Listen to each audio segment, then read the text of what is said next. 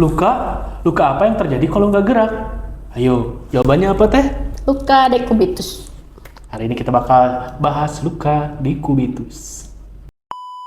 Oke, Assalamualaikum warahmatullahi wabarakatuh. Kembali lagi bersama saya Ari Rahnar Fiansyah di podcast Sehat You bersama Green Care. Hari ini kita kembali lagi dengan narasumber yaitu Ibu dan Teteh Asma di klinik. Halo Sobat Kece, ketemu lagi. Terima kasih Om Aril sudah diundang. Aril. Aku panggilnya Teteh atau Ibu aja nih, kayak kemarin masih membingungkan kita kemarin ya. Mau Ibu mau Teteh bebas. Ya udahlah Teteh aja ya, biar enjoy ya. Biar Sobat GC juga nggak tegang nontonnya karena ini berbicara soal luka ya.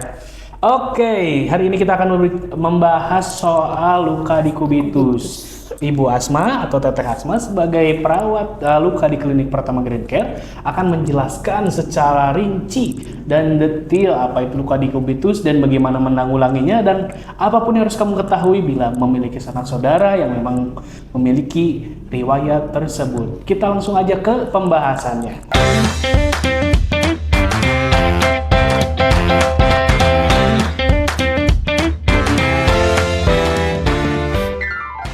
Oke, tak kenal maka tak tahu, tak kenal maka tak sayang.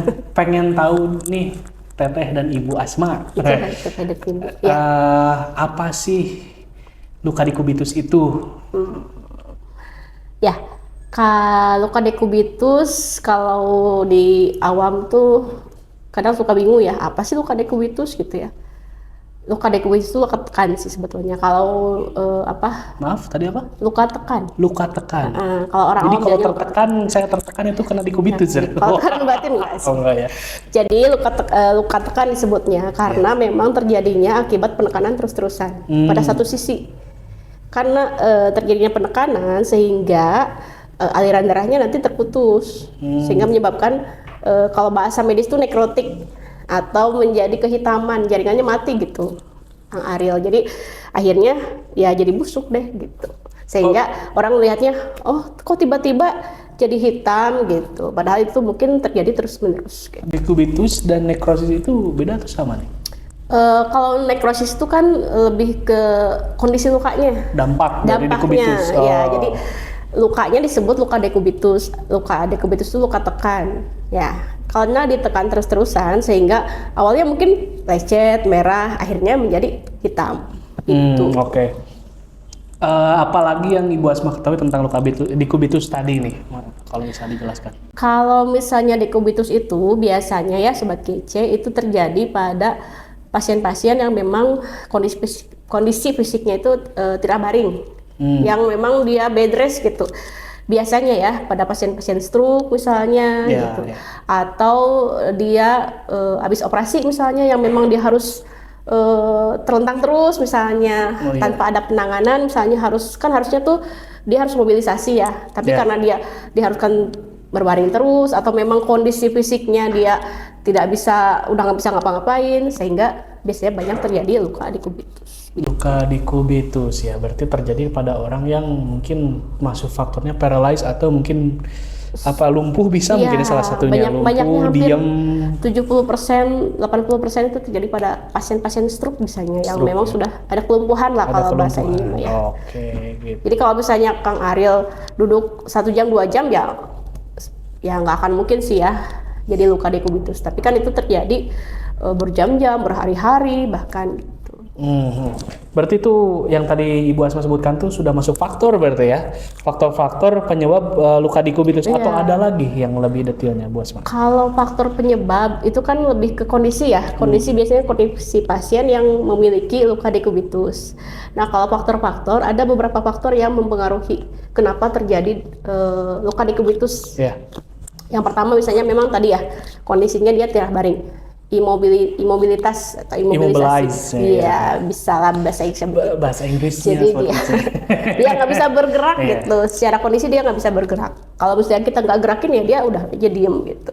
Sehingga itu kan beresiko terjadi penekanan terus-menerus pada satu sisi gitu.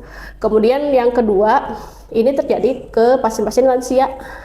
Atau yang tadi stroke juga, incontinence, ngompol bahasa ininya mah, bahasa awamnya mah. Kan kalau udah lansia ya, kalau apalagi misalnya dia kondisi stroke sudah tidak bisa lagi mengatur tadi ya gitu kan, tiba-tiba gitu ya. tiba-tiba keluar gitu kan, atau misalnya yang pasien stroke tapi pakai diapers kan sekarang mah ya udah lebih praktis, tapi misalnya kita nggak kontrol misalnya diapersnya, itu juga mempengaruhi juga. Oh, jadi dari karet juga berpengaruh ya, Bu ya? Iya, berpengaruh gitu, karena kan kalau karet itu kan menekan ya. Jadi makanya kalau pasien-pasien yang stroke itu tidak dianjurkan untuk memakai pakaian yang ketat gitu. Ketat ya, kan tadi berbicara soal popok dewasa gitu, terus celana berkaret ya, tertekan intinya ya. Ketekan. Oke. Terus ada faktor-faktor apa lagi nih Teh yang harus diketahui soal luka dekubitus? Penyebab dekubitus. Tadi pada intinya memang tentang tekanan ya gitu, tapi yang bisa menambah gitu ya, yang selanjutnya adalah dia lansia.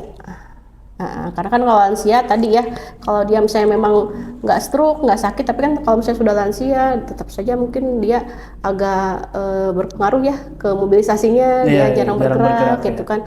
Udah pengen duduk terus, tiduran terus, nah itu juga berpengaruh. Kemudian malnutrisi. Tadi kembali ketika ke lansia, biasanya kan makanan juga sudah mulai berkurang gitu ya. Apalagi misalnya lansianya udah demensia, udah pikun, kadang ingat makan, kadang enggak gitu kan. Kalau misalnya memang nggak dikontrol makanannya, itu juga akan memperburuk tuh. Kalau misalnya udah ada luka tekan. Kalau sudah ada luka, tapi ya kalau nutrisi itu ya. Iya. Bentar, mata saya kotor nih. Sambil nunggu mata saya kotor, jangan lupa untuk like, share, dan subscribe. Jadi biar nanti dapat video-video bermanfaat terus ya dari Sehati Bersama Green Care. Aduh, bulu matanya masuk gitu. Jadi jangan lupa subscribe ya. Kalau nggak subscribe, nggak friend. Oke, lanjut berarti ya tadi dari lansia, nutrisi itu berpengaruh bila memang sudah ada lukanya gitu. Jadi mengurangi regenerasi tubuh gitu ya. Regenerasi, apalagi kondisinya memang sudah lansia. Jadi kan proses regenerasi juga melambat ya. Udah tubuhnya udah ditambah tua. nutrisinya kurang, ya tambah parah gitu. Oke. Ada lagi satu lagi, kalau misalnya dia punya diabetes terutama, itu akan memperberat gitu. Si paling gula ya. Ya, si gula yang gula paling tuh manis. Enak. Yang manis yang meracun. Yang manis yang meracuni. Aduh, ada ada ilmu dan filosofi di balik manis gitu, sobat GC ya. Gitu. Oke. Tadi ya resiko dan jenisnya ada apa aja nih? Kalau jenis mungkin lebih ke stage-nya mungkin ya. Iya, lukanya. soalnya kan ya, kalau luka tadi saya dengar kan ada dari apa, ruam tuh sebutannya apa Bu tadi? Ya kalau ruam kan kemerahan gitu ya. Tadi bahasanya. Oh, tadi ruam popok ya karena tadi luka inkontinensia. Inkontinens mah lebih ke ngompolnya. Tapi luka akibat itunya biasanya disebut luka ruam gitu. Oh, jadi kan stadium tadi ya, berarti kan dari kotornya popok itu tertekan jadi luka. Nah berarti kan ini ada jenjangnya nih, luka-luka tuh. Jenjang. Kayak pendidikan jenjang ya. Jadi luka itu ada beberapa stadium. Jadi kita tuh harus aware sebagai misalnya nanti ya sobat GC ke keluarga, kalau misalnya ada keluarga yang memang tirah baring, yang pertama kalau misalnya stadium 1 tuh kemerahan.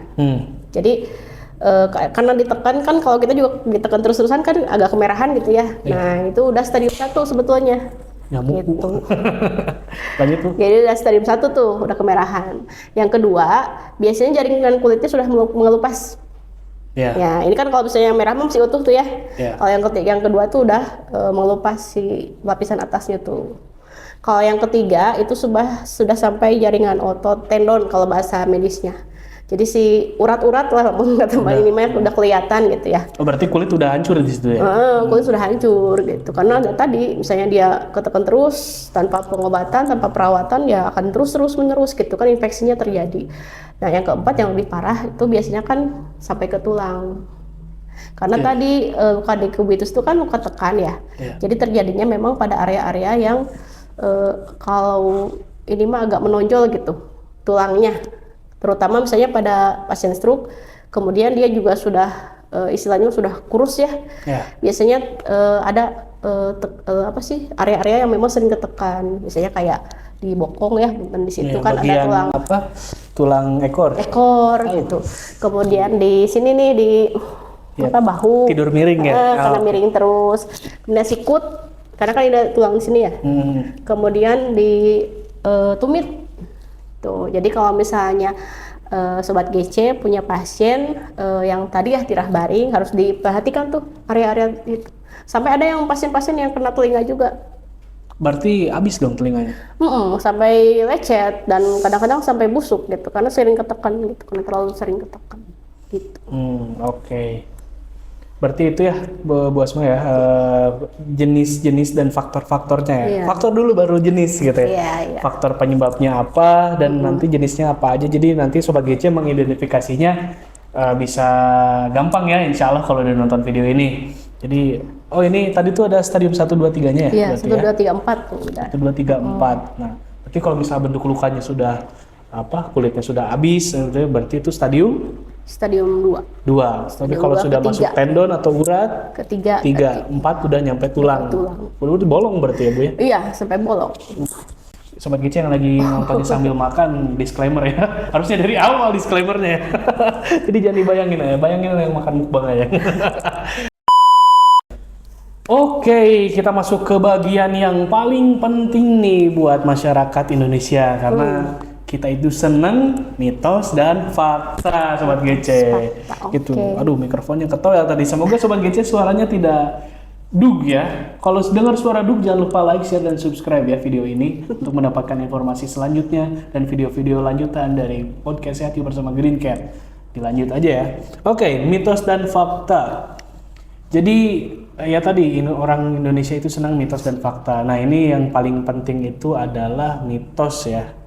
Kenapa? Karena mitos-mitos ini yang sangat mengecohkan kita gitu kadang ya. Dan kadang mitos ini tuh menjadi menjadi fakta gitu. Jadi ada jadi acuan jadi gitu acuan ya masyarakat ya. Nah ini saya sudah cari beberapa mitos ya yang memang sering dicari di Google dan juga sering googling ya betul, dan juga biasanya dari orang-orang tua dulu gitu. Nih, jadi yang pertama nih, mitos yang pertama bahwa luka di kubitus itu bisa sembuh bila dikasih minyak, bedak, bensin. Bensin ada ya? Daun. Bentar, daun apa dipais gitu? Daun pisang biasanya Bang. Daun pisang itu gimana menurut Ibu Asma? Ya, itu mitos ya. Mitos, pastinya mitos gitu. Tapi memang banyak, saya juga menemukan banyak pasien yang melakukan hal itu gitu. Sebelum memanggil kita ya perawat Green Care ke rumah itu, ketika mereka cerita udah diobatin kok, udah dirawat di rumah kok. Ketika saya tanya pakai apa, ya kan katanya bisa pakai bedak, katanya biar keringatnya kan keserap gitu, biar nggak basah. Nah, atau misalnya pakai minyak, saya nggak tahu biar apa tuh. Ada yang pakai bensin, biar cepet kering. Nah, yang terakhir tuh yang paling lucu pakai daun pisang. Daun pisang. Bayang itu bentukannya gimana? Itu kayak kayak pepes bukan pepes. ditempel Oh, kirain dibulen gitu. Aduh, apa itu dibulen ya Sobat GC? Ditempel ke lukanya. Saya tanya itu buat apa? Itu mereka percayanya kalau daun pisang tuh bisa menyerap panas. Jadi panasnya pindah gitu ke daun pisang gitu biar nggak panas, jadi mereka tempelin sama daun pisang. Tapi ya tadi lah itu mitos gitu, karena kalau misalnya sudah sampai terjadi luka dekubitus dengan diberikan tadi ya terapi-terapi yang tadi disebutkan gitu, itu bisa memperparah kondisi luka pasien karena terjadi infeksi. Apalagi kan alat-alatnya nggak steril ya. Ya bensin, minyak, ya bedak apalagi. Bensin, aduh. Gitu. Aduh Sobat GC, mulai ke depannya jangan sungkan dan jangan malu untuk konsultasi ke klinik Green Care ya. Gratis kok, cuma nanya doang mah. Oke, dilanjut ya. Oke, Bu Asma, selanjutnya ini menakutkan ini. Iya mitos, pasti mitos dulu. Masih mitos. Ini rada menakutkan gitu, agak menakutkan terjadi karena hal mistis. Ada backsound horor ya. Jangan, editor jangan ditambah suara horor ya. Terjadi karena hal mistis. Waduh, disantet mungkin ya. Diguna-guna apa di apa gitu ya. ya itu juga mitos sih. Kalau misalnya dari segi medis ya disebutnya mitos gitu kan. Tapi kalau secara fakta di masyarakat ada di pasien yang memang kita pernah temui juga ada yang ketika kita datang, bener nggak sih bisa jangan-jangan karena ini karena punya masalah di masa lalu gitu kan. Cekelan bahasa Sundanya. Nah, atau misalnya si pasiennya punya sesuatu di dalam tubuhnya sehingga terjadi luka yang seperti itu gitu kan.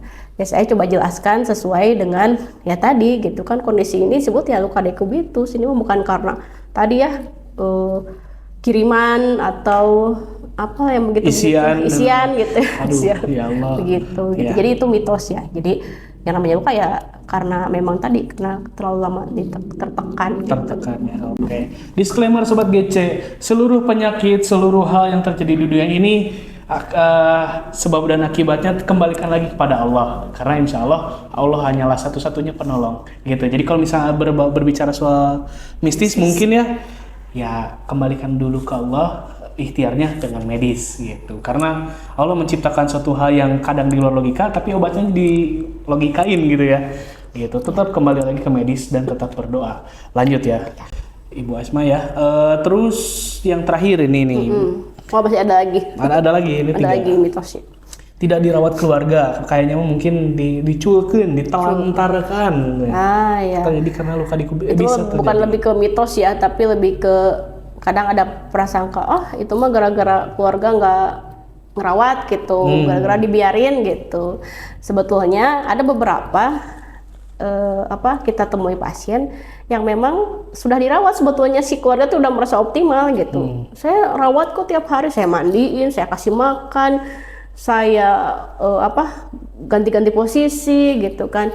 Tapi kok tetap aja gitu kan terjadi luka seperti itu. Bahkan jadi keluarganya akhirnya kan ya gitulah berantem mungkin ya sama adik kakak gitu kan, gara-gara kamu tuh nggak bener merawatnya gitu.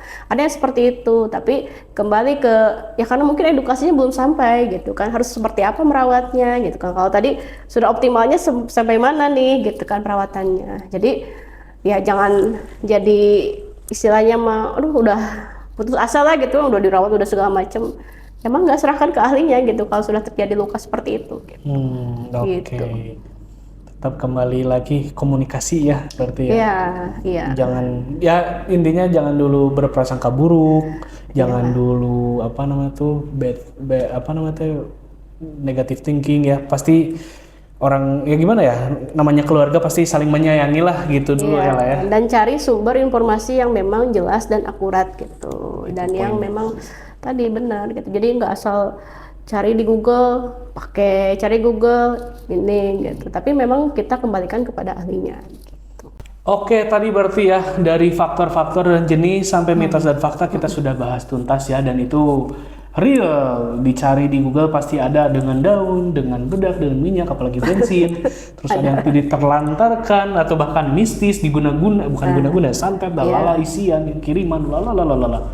Intinya kembalikan lagi kepada logika akal sehat kita, dan juga selalu mungkin hubungi pihak yang memang lebih berpengalaman dengan hal seperti ini berarti ya. Nah, maksudnya apa? Maksudnya kalau Sobat GC bingung, misalnya punya sanak saudara atau mungkin diri sendiri yang punya punya bukan terjangkit bahasanya, mengidap luka atau apa tuh bahasanya? Memiliki luka dikubitus, disarankan untuk lebih baik konsultasi aja ke klinik Green Care. Via WA juga dulu boleh ya? Boleh. Cukup foto aja bagian lukanya, insya Allah privasi terjaga, nggak usah khawatir. Kalau misalnya Sobat GC pengen konsultasi dulu dimanapun kalian berada gitu, misalnya Sobat GC di luar kota Bandung atau di mana gitu, tapi pengen konsultasi bisa langsung add nomor klinik di bawah ya. Jadi kita intinya meskipun klinik kita regional, tapi insya Allah untuk informasi bisa memberikan ke luar berarti ya. Yang penting kita bisa membantu edukasi. Dan ini gratis. Yang penting Sobat GC konsultasi gratis. Dan yang penting Sobat GC bisa mengetahui kendalanya mengenai luka atau apapun yang dirasakan di rumah. Itu dulu utamanya kita gitu ya Teh. Iya, betul. Gitu.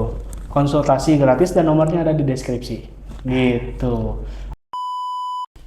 Ya tadi saya sebutkan berarti ya Sobat GC ya, meskipun klinik kita regional, kita bisa memberikan informasi keluar juga, keluar kota, keluar daerah, dan lain-lain. Yang penting Sobat GC tahu dulu informasinya. Dan yang paling penting karena klinik kita nih regional, misalnya Sobat GC masih di Bandung Raya nih, jangan khawatir. Karena kan luka dikubitus itu biasanya orang-orang yang terjangkitnya tadi atau Ya, memiliki kebanyakan stroke. Ya, atau memang memang bed sudah rest. tidak ada mobilisasi ya, immobilize atau diem di rumah atau nggak bisa Yang ngapa-ngapain. nggak bisa dibawa ke klinik gitu, Ya. agak repot kalau dibawa ke klinik. Nah itu ada solusinya di Nah, kita. solusinya apa ini, Teteh?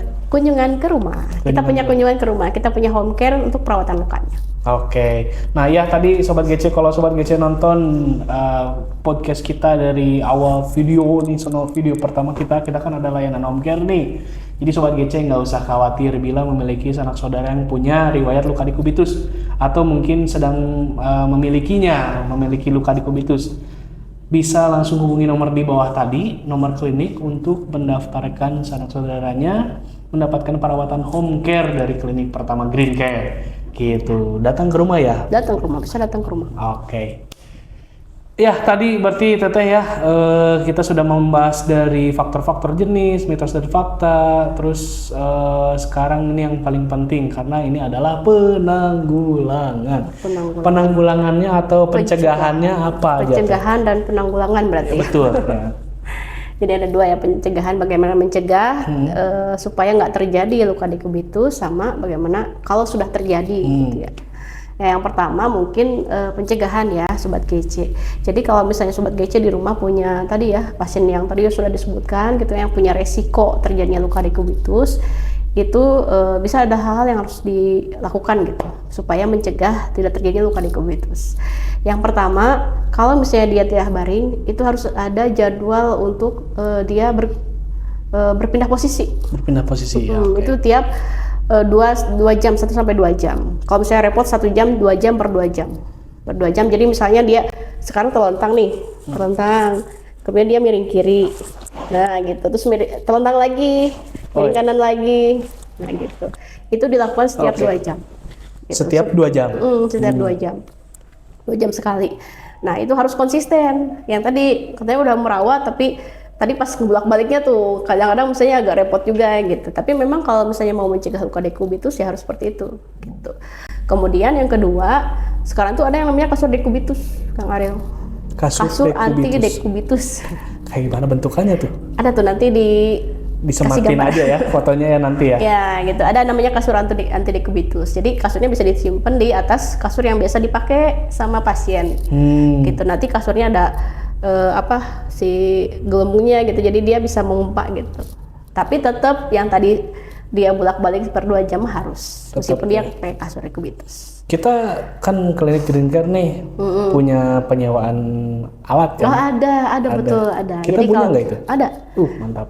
Beli bisa, sewa bisa. Beli bisa, sewa bisa ya? Langsung ke nomor bawah aja. Gitu. Aduh, maaf ya Sobat GC sekalian promosi karena gimana ya, Sobat GC juga kan perlu akses untuk mendapatkan barang tersebut. Kebetulan kalau Sobat GC lagi nonton kan setidaknya, oh ternyata Green Care menyediakan, jadi nggak usah khawatir, nggak usah kemana-mana lagi, bisa ke kita gitu kan. Oke. Terus faktor selanjutnya itu yang bisa dicegah itu kan tadi ya, yang tadi inkontinens gitu kan. Kalau yang namanya lansia mah udah nggak bilang lagi ya, bisa mau pipis mau apa gitu. Jadi disarankan misalnya bisa dia pakai kateter. Jadi misalnya si urinnya ya atau pipisnya itu nggak langsung kena kulit. Gitu biasanya untuk mengurangi. Kemudian menjaga si area tubuh ya semuanya, terutama yang tertekan itu tetap bersih dan kering gitu. Nah biasanya gitu kan pada pasien-pasien stroke itu kan suka keringetan tuh, kadang itu yang kadang-kadang nggak kecek, keringetan lama didiemin jadinya lembab gitu. Oh, jadi masuk akal mungkin kenapa ada orang pakai bedak gitu ya. Nah, tadi yang tadi akhirnya jadi mitos bahwa oh iya biar nggak keringetan pakai bedak gitu. Ya, sebenarnya betul sih ya untuk pas belum lukanya mah gitu. Mungkin, tapi ada beberapa yang kalau udah lansia itu kulitnya sensitif juga gitu. Jadi kalau misalnya dikasih bedak, kalau bayi mungkin iya gitu, tapi bayi juga sama sensitif juga. Jadi akhirnya malah ini apa jadi Malam. kotor gitu kan. Apalagi nggak dibersihinnya nggak benar gitu, malah numpuk si bedaknya di situ. Akhirnya mah infeksi, luka udah gitu, jadi luka yang tadi gitu. Kemudian nutrisi harus bagus juga. Biasanya makanan apa aja nih Teh yang memang membantu untuk regenerasi kulit dan jaringan dalam tubuh? Tinggi protein sih biasanya. Protein. Nah, tinggi protein. Jadi gini, kalau punya pasien stroke di rumah, kan biasanya suka dibikin blender rice lah. Jadi semuanya kan di blender gitu ya, bikin bubur. Jadi memang yang harus diperbanyak tuh proteinnya. Gitu. Nabati atau hewani? Mau nabati mau hewani bebas. Tidak masalah gitu. Mau nabati mau protein hewani nggak masalah gitu. Karena itu akan membantu regenerasi kulit. Terus kalau misalnya dia malnutrisi kan otomatis ini juga ini ya jaringannya juga hampir hilang malah gitu ya. Terus kemudian lama-lama kan jadi si tulang-tulangnya tambah menonjol gitu. Nah itu yang akhirnya nanti ketika kena gesekan tuh beresiko untuk terjadinya tadi luka tekan gitu. Terus minum cairan juga perlu. Selalu gitu. minum ya. Kalau misalnya nih yang stroke kan kadang suka nggak bisa minum gitu ya. Diinfus kah bisa atau gimana? Beda? Kalau nggak beda, kalau misalnya infus itu hanya untuk rehidrasi ya. Kalau misalnya memang dia jadi kurang cairan. Tapi untuk maintenance ya dia harus minum setiap. Oh, misalnya kayak gini, ada orang yang memang sudah tidak bisa bergerak banget nih, tidak bisa bergerak banget, tidur banget, bahkan sadar pun udah kurang. Misalnya. Makan juga nggak bisa. Makan juga nggak bisa, berarti pakai selang biasanya, selang makan, pakai selang makan. Jadi minum sama makan dari situ, sehingga si kondisi kan ada beberapa memang pasien yang agak keberatan ya kalau pakai selang tuh, maksudnya kan kayak menyiksa, kayak sakit. Tapi justru kita akan lebih menyiksa kalau si pasiennya nggak dikasih makan. Misalnya cuma makan, udah makan belum Bu misalnya, udah tadi biskuit cuma 2 gitu, karena kan udah susah nelen, udah susah makan gitu. Ya udah segitu aja gitu. Padahal mah mungkin si tubuhnya kan tetap butuh nutrisi gitu, sehingga tambah kurus gitu. Nah, kalau misalnya seperti itu ya nanti dikonsulkan ke dokter, misalnya harus seperti apa. Biasanya yang dilakukan adalah tadi pemasangan selang NGT gitu. Jadi biar nutrisi tetap jalan keluar terakhir berarti ya untuk tetap masuknya nutrisi. Ya, gitu. Ada lagi? Kalau untuk pencegahan ya seperti itu biasanya. Kan itu bukan basic ya, berarti keseluruhan sebenarnya itu ya. Iya. Oke Teh, tadi jelas ya sebenarnya dari info yang Teteh berikan udah jelas banget soal penanggulangan ya. Berbicara pencegahan soal tadi. Kalau tadi pencegahan. Pencegahan ya, astagfirullahaladzim ya. Pencegahan. Benar. Pencegahan. Terus tadi kan dibulak-balik ya, badan tuh setiap 2 jam. Iya. Mau ngingetin nih buat Sobat GC. Oh iya. Buat Sobat GC yang pengen tahu tutorial penanggulangan, pencegahannya, yaitu ketika membulak-balikan posisi tubuh pasien, itu kita sudah ada videonya di Instagram nih. Baik gitu Sobat GC ya, nanti bisa langsung aja dicek di link yang kami sematkan di deskripsi gitu, yaitu link Instagram langsung untuk tutorial bagaimana cara membulak-balikan tubuh pasien untuk menghindari luka dekubitus. Nah, tadi kan pencegahan ya, sekarang penanggulangan. Takut kebalik lagi aku. Penanggulangan ya, jadi tadi pencegahan, nanti kalau sudah terjadi luka mau seperti apa gitu. Ya kalau terjadi luka, ya berarti kan harus mencari tenaga atau misalnya orang yang memang bisa merawat luka tersebut gitu. Iya. Gitu, karena tadi ya harus sesuai dengan, memang harus jelas gitu kan, dan memang harus kepada ahlinya lah gitu. Ya, karena kalau misalnya udah luka, bisa sembarangan. Betul, nggak bisa sembarangan. Apalagi udah masuk ke ranah stadium 2 ya.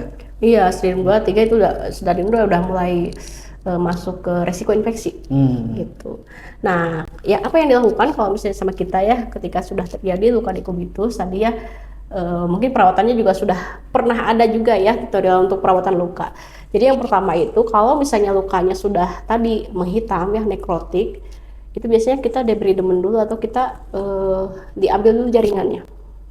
Jadi ada mitos lagi nih. Mitos lagi, tambahan mitos ya. Jadi yang terjadi di masyarakat itu ketika misalnya ada luka menghitam, kering gitu ya, kering menghitam, itu mereka sebutnya sudah kering, sudah sembuh gitu. Padahal luka yang sudah yang kering dan menghitam seperti itu namanya nekrotik, bukan kering sembuh gitu. Mungkin bukan analogi, menyamakannya seperti luka kalau misalnya suka ada yang hitam gini ya. Iya. Apa disebut bahasanya itu apa, Bu? Apa ya, klopeng apa gitu Klopeng. ya. Iya, Kalau Sundanya talapok Bu yang saya tahu. Ya, jadi banyak pasien yang akhirnya ketika misalnya lukanya sudah hitam, mereka sebutnya ini tuh dilihat sus misalnya lukanya udah kering. Oh ternyata saya jelaskan itu bukan kering, luarnya kering hitam sebetulnya, tapi di dalamnya masih benyek dan basah. Itu udah stadium biasanya bisa sampai ke 3 atau ke 4. Dan banyak yang kaget ketika misalnya udah digunting ya si jaringan hitamnya, dan terbukalah misalnya sampai ke jaringan sudah busuk, infeksi dan lain-lain gitu. Nah yang kedua tadi kita memang lakukan pencucian luka. Jadi mencuci luka juga nggak bisa sembarangan tadi ya. Misalnya udah dirawat gitu di rumah pakai air hangat, suka dibersihin sekalian mandi gitu. Nah harus ada pakai antiseptik atau pakai cairan normalsalin kayak NaCl gitu. Jadi memang yang larutannya juga nggak bisa sembarangan tadi gitu kan. Kemudian mencucinya juga kan nggak bisa sembarangan juga, itu nanti harus pakai sabun luka memang sampai bersih gitu. Jadi nggak ada luka yang cuma ditetel-tetel doang gitu ya nggak sampai bersih, tapi kalau luka sekarang tuh harus dicuci sampai bersih gitu.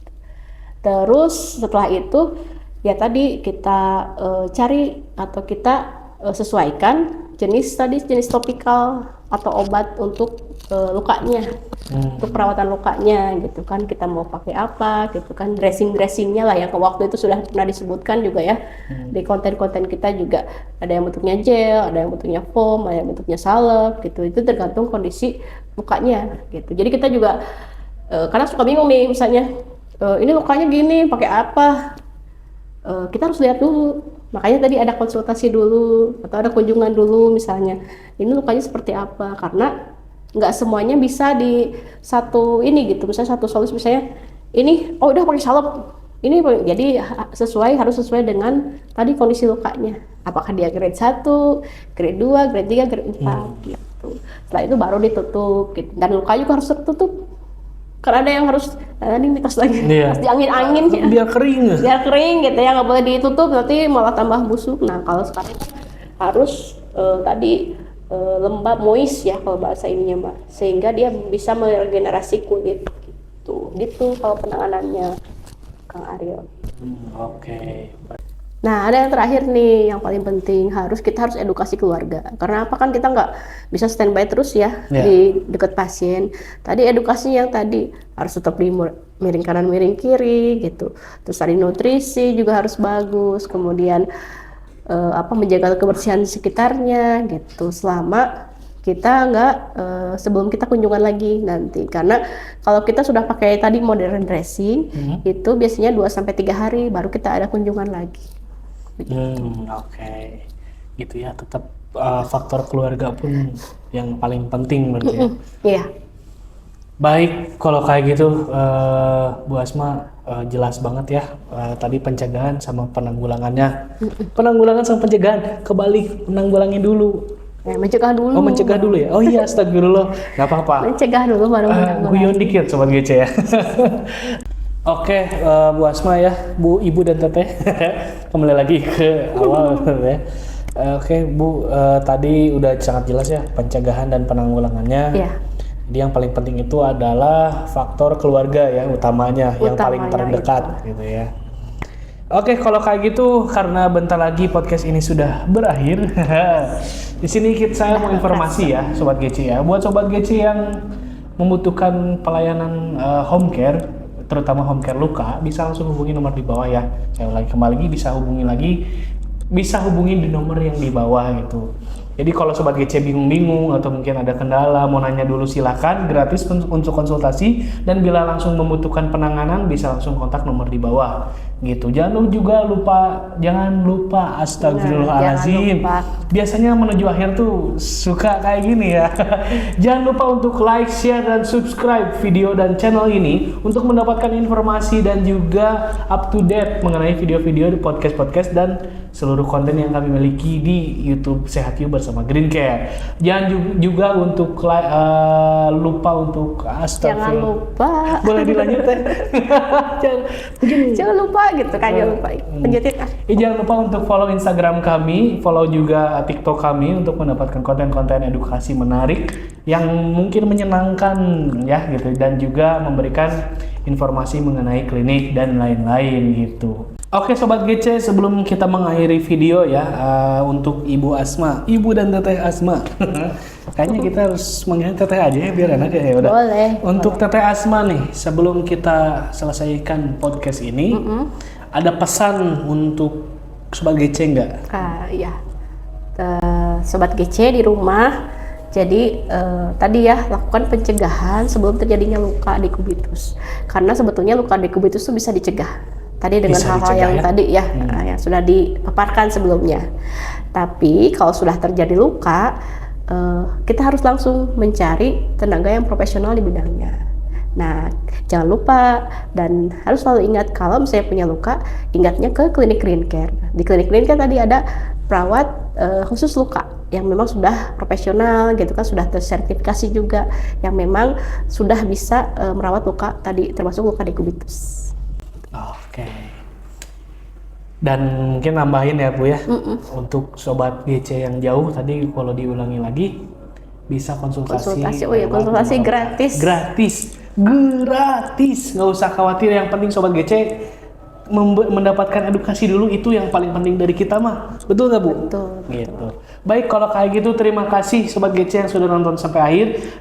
Jangan lupa like, share, dan subscribe video ini. Kenapa harus di-share? Karena untuk membagikan edukasi ini kepada orang-orang sekitar, orang-orang tercinta, dan juga sanak saudara dan keluarga. Dan kenapa harus like? Kalau kamu like video ini akan direkomendasikan ke berbagai macam orang-orang, ke seluruh orang-orang. Memang insya Allah algoritmanya sedang menuju kesehatan gitu. Jadi dengan like aja Sobat GC udah mendapatkan pahala amal jariah. Amin. Udah jadi amal soleh Sobat GC ya. Dan jangan juga lupa untuk subscribe untuk mendapatkan informasi dan up to date soal video kita gitu. Oh ya, jangan lupa untuk follow seluruh sosial media kita dan tunjukin lewat DM ke Instagram mungkin ya, atau mungkin DM TikTok bahwa Sobat GC sudah follow semua. Kalau misalnya sudah follow, apalagi Sobat GC yang dekat-dekat daerah sini sekitar Rancasari dan Bandung Raya mau ke klinik kita, kalau sudah ketahuan Sobat GC follow semua nih, mendapatkan kupon diskon gitu ya, berupa virtual juga bisa. Oke, kalau kayak gitu terima kasih Sobat GC, sehat selalu, lancar terus rezekinya, sehat. Pokoknya segala sesuatu dalam hidupnya dilancarkan, ya gitulah ya intinya. Amin. Karena apa ya, bagi kita kesehatan itu penting untuk Sobat GC gitu. Baik, kalau kayak gitu terima kasih. Assalamualaikum warahmatullahi wabarakatuh. Terima kasih Teh Asma sudah datang podcast ya, ini. sama-sama, terima kasih Sobat GC sudah nonton. Nanti ada podcast kedua soal luka nggak sih? Pasti akan ada lagi informasi ya. Iya, informasi berikutnya, ditunggu aja. Dadah.